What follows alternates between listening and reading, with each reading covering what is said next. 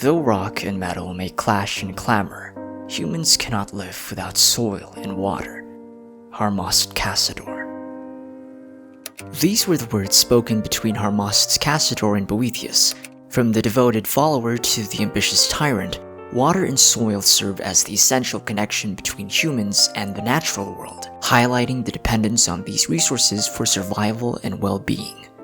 This could have been what Remus wanted for his people and took to offering a great sacrifice for his kingdom to have a long-lasting reign. As to why, we have to first explore the ruins of Remuria, giving you an update to how it began and how it ended. For one to tell the story of Remuria is to tell the story of the fragment of harmonic whimsy, for within these artifact pieces lie the detailed timeline of how Remus created and doomed his own empire.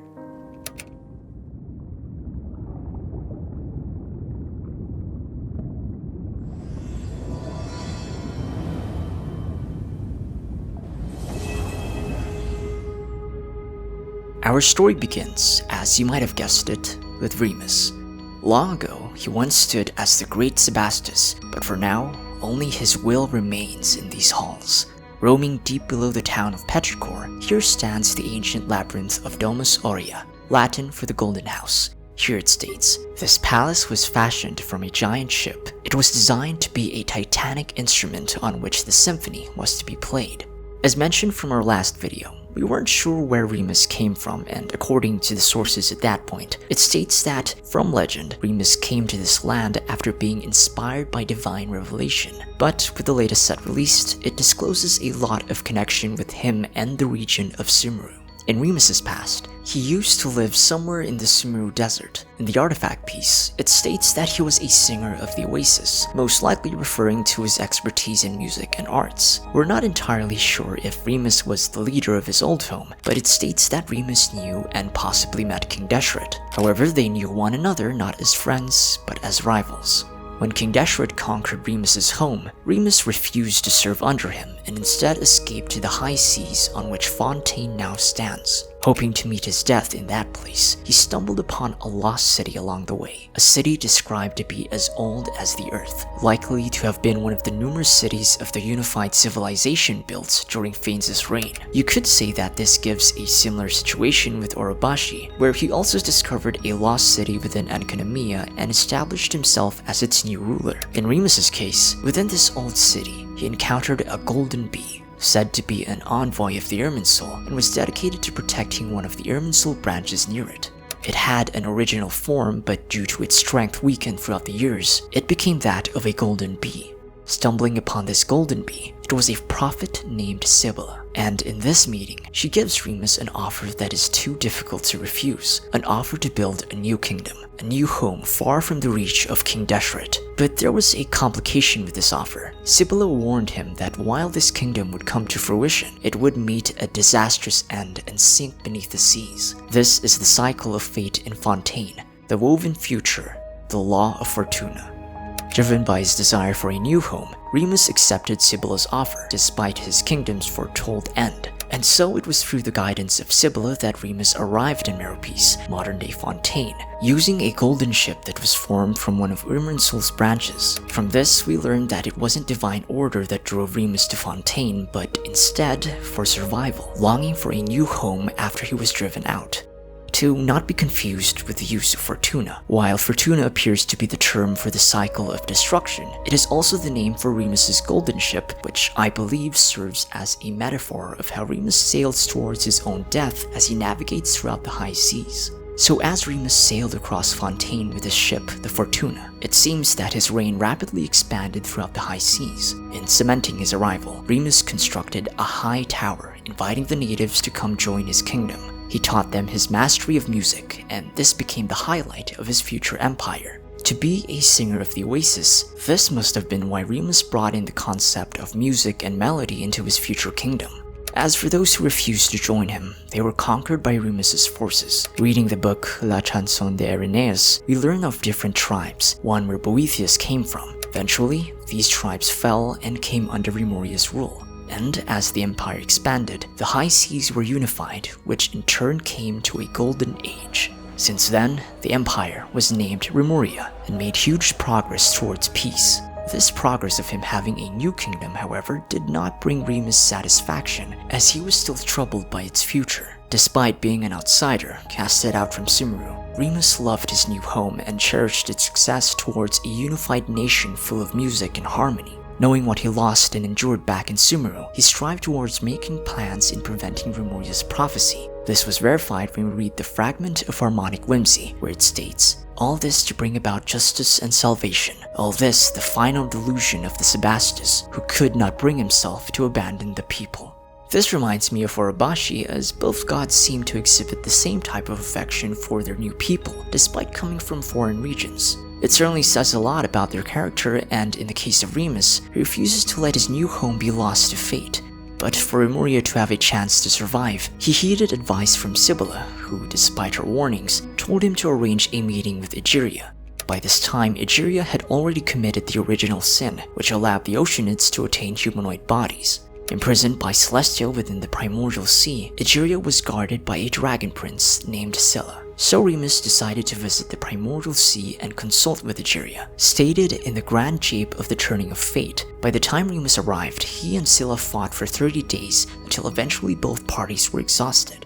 That said, it was here when Remus instead thought of playing a song to Scylla as an alternative way to persuade him.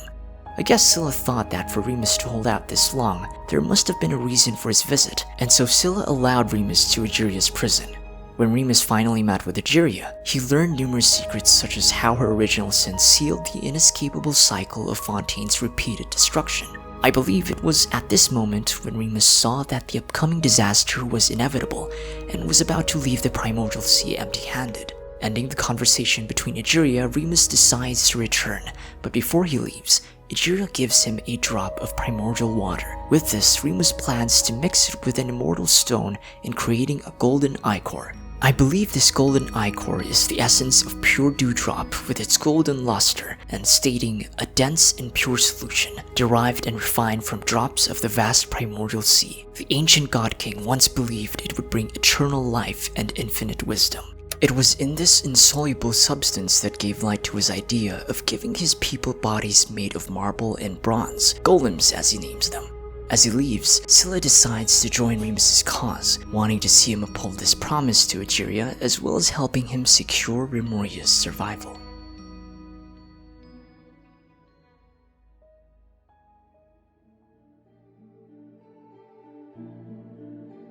Back from the Primordial Sea, Remus began to invite more of those tribes who were willing to join him, appealing that if they agreed, they would attain immortal bodies and escape the fated Fortuna. As for those who refused, they would be conquered by Remus's legions, and these tribes who refused were the ones where Boethius and Castor came from. Boethius hailed from a tribe described to be built of reeds and grass. In his time as a slave in Remuria, he developed a likeness to his culture of music. Eventually, the slave rose to a higher position which Remus named as his Harmost. Soon he was assigned to lead the vanguard in conquering Aremorica, a kingdom of logfolk and humans devoted to the worship of Egeria. After the battle, Boethius met Cassidor, a citizen of Aremorica who defected. From the shadow of Petrichor, Cassidor states, "In this have I had faith ever since I accepted this body and became a Remurian." It explains why Cassidor defected from his home because he saw how Remus's plans could ensure his survival. In due time, Cassidor made friends with Boethius, also becoming a part of Remus's 4 Harmosts. We previously know of 2 Harmosts being Cassidor and Boethius, but in exploring the Sea of Bygone Eras, we get to learn of the name of the 3rd Harmost, Eorgetia.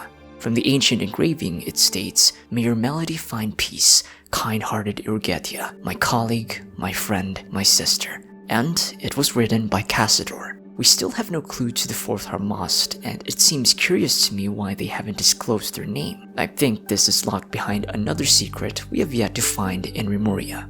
So to continue, after Remus unites the tribes with his empire, he spills the golden ichor into every water source within Remuria. With this, he stores the souls of his people into these set golems, quoted from Remus himself. "If my kingdom fell at a time, I could store the souls of my people into animated objects." Back in the last video, I described Remus to be this mad tyrant ruler which ultimately painted him in a bad light, but as we explore within the ruins of Remuria, see through his eyes and discovering the murals, Remus's actions were done not of delusion, but for the sake of ensuring his people's survival, an act which explains why Scylla describes him to be a man of great moral character. In turning his people into undying chunks of stone and rock, Remus believed it was necessary to free his people from the fated Fortuna. Although it succeeded, he planned to take it further. He came to an agreement with Sibylla and together, they orchestrated the creation of the Grand Symphony, also known as Phobos. This Grand Symphony would be played for the Remurians, allowing them to control their own destinies and seek out new paths. For it to be played, Remus used his golden ship and built a great harp around it. This he named as Domus Aurea, the one we rebuilt during the World Quest. With the Golden Ichor and the Grand Symphony, this embodied Remus's golden dream, a dream where it states, in the dream, Remus saw how even mortals had free will and their fates were left undecided. Before we continue, I want to ask you if you've noticed how the concept of fear is used as the main theme for this story quest. Hats off to this user for their insight, because they point out how fear is the equal and opposite of dreams, which goes to both sides of the aspect of hope. Hope, which is apparently the main theme used in Hoiver's games. Given that Hoiver's intended to use the Latin word of fear, which is Phobos, in naming Remus's creation to fulfill his dream, it gives a hint to Remuria's inevitable destruction. I wanted to emphasize this bit first because in the next, we'll see how Remus's golden dream becomes his greatest fear. With the Remurians having their bodies turned into marble and stone along with being free from their doomed fate, they grew to be powerful and developed a passion for war against those who they believed as non-Remurians, humans and lockfolk who were left unconquered. This caused them to be zealous with their ideals and even called the non-Remurians as barbarians, which we still see in how they talk during the World Quest. This belief of superiority made a dent in the Grand Symphony. Because Sibylla used her life to create Phobos, it also inherited her desire to make all humans happy.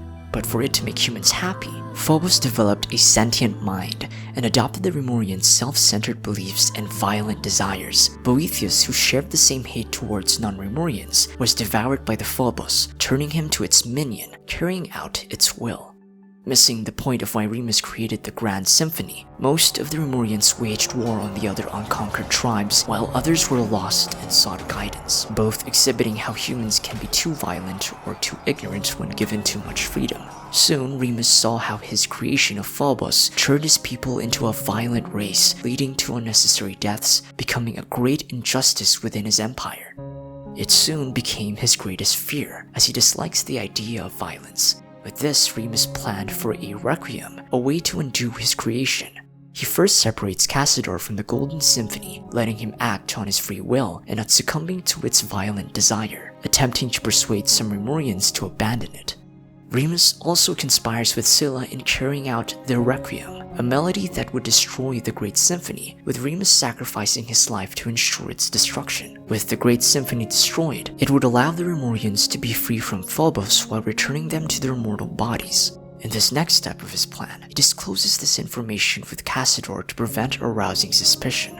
While Remus would start the Requiem, Scylla would lead an army of bishops and lockfolk towards the capital. However, the Great Symphony, now with a developed consciousness, caught sight of Remus's plan and ordered Boethius to sabotage his scheme. This was further shown when we first encountered Boethius, for he mentioned that he is a Harmast of Phobos instead of a Harmast of Remus, giving hint on his full devotion to the Grand Symphony. Back to the topic, Boethius disclosed to his other Harmast of Remus's plan and lured Scylla and the bishops into a trap.